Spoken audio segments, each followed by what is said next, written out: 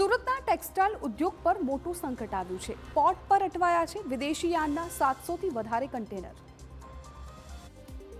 વિદેશથી આયાત કરાયેલા હાઈ ક્વોલિટી યાર્ડના 700થી વધારે કન્ટેનર અલગ અલગ પોર્ટ પર અટવાઈ ગયા છે, જેના કારણે સુરતના વેપારીઓમાં ભારે ચિંતાનો માહોલ જોવા મળી રહ્યો છે।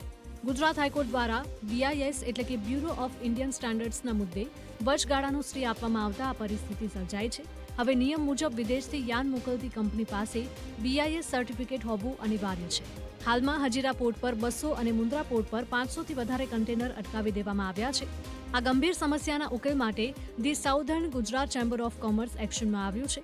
ચેમ્બરના પ્રમુખે CBICના ચેરમેનને તાકીદે પત્ર લખી અટકેલા કન્ટેનરો વહેલી તકે મુક્ત કરવા માંગ કરી છે। કોઈ પણ જાતના આવા કોઈ જે મનગઢત કહેવાય સીધી ઇન્ડસ્ટ્રી ઉપર જે ઘા કરવાની વાત છે એ ખોટી છે અને એની સામે ચેમ્બર ઓફ કોમર્સ દિલ્હીમાં રજૂઆત કરી છે। માલ અટવાઈ જવાના કારણે સુરતના યાર્ડ મંગાવનાર વેપારીઓ પર મોટું આર્થિક ભારણ આવી ચડ્યું છે।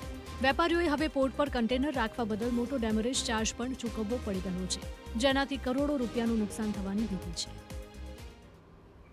તો પદ સંભાળતાની